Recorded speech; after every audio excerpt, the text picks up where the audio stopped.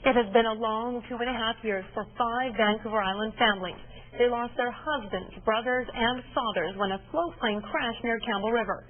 Since then, they've been looking for answers when it seemed everyone else gave up. Tonight, their persistence has paid off. Here's CHEK News reporter Dean Stoltz.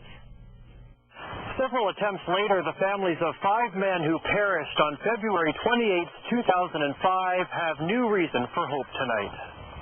It's been the missing link for 2.5 years, evidence the families say of what really happened on that fateful winter day. We need to find out what happened to our guys.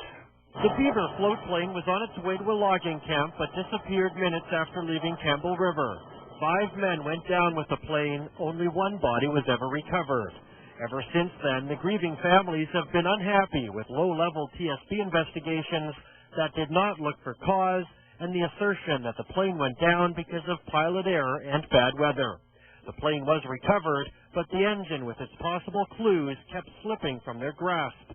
That is, until yesterday. And then we put this tail on it and actually pulled it straight, so the hook was sailed perfectly straight. With this jerry-rigged hook, Kevin Deacock, who lost 2 brothers in the crash, is dragging the ocean floor on Monday, as this video shows, when finally he snags it. Well, I couldn't believe that I was into it. I wasn't 100% certain that it was, but it took us about 3.5 hours to lift it. And when it comes to the surface, he sees the propeller still attached and undamaged. Key to the family's claims that engine failure is what really brought the plane down. If there was power behind the propeller when it hit the water, then the evidence is from other accidents that I've investigated and from the experts that we've talked to, that the propeller gets bent. And the propeller's not bent. It's straight. What we're hoping now is that that the powers that be will look at all the evidence and come up with the conclusion that it wasn't pilot error. That we find the problems, we solve the problems, so no family has to belong to the club that we belong to right now. The families admit to being leery about just handing this engine over to the TSB, which they say has let them down so far. It almost looks like you don't want to take your hands off it. I don't want to take my hands off it. I want to stay with this baby right until somebody tells me what the heck went wrong with it. Bill Yearwood with the Transportation Safety Board says the TSB will inspect the engine for signs of failure prior to impact, adding that only if anything is found that could have led to the crash or that would lead to further safety improvements will a new investigation be opened. CHEK News reporter Dean Stoltz on Quadra Island for us tonight. The float plane crash off Quadra Island that killed 5 men in 2005 was officially blamed on bad weather and on pilot error, but the families of the men on board have never believed it. Now they have the evidence that they think may prove them right. After 2.5 years of searching, the plane's engine and propeller have been found intact and brought up from the ocean floor. A-Channel's Andrew Johnson was with the families today as the engine was brought to shore. Can you see the engine? I can. Can you see the engine? You can see the engine? You can see it? It's really big.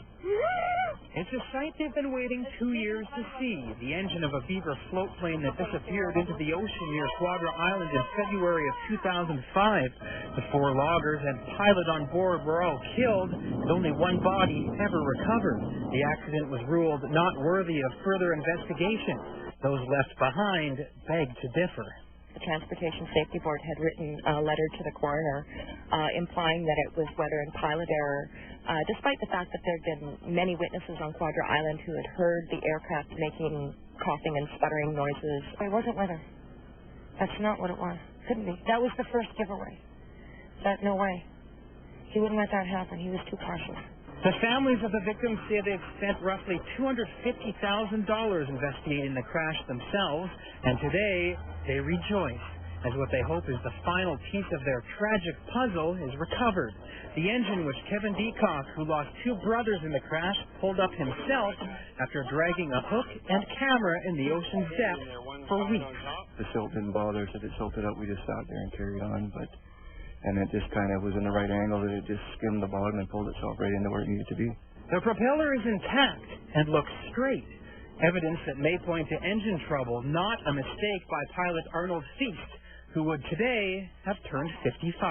Our experts tell us that had the motor still been running at the time the aircraft hit the water, that the prop would be bent out of shape. The engine will now be placed into the hands of the Transportation Safety Board in Vancouver for analysis. Meantime, DCOG isn't finished at the crash site. He says one of the 4 remaining men's bodies has been spotted underwater nearby, and with video evidence, the families hope the RCMP will bring it up. On Quadra Island, Andrew Johnson,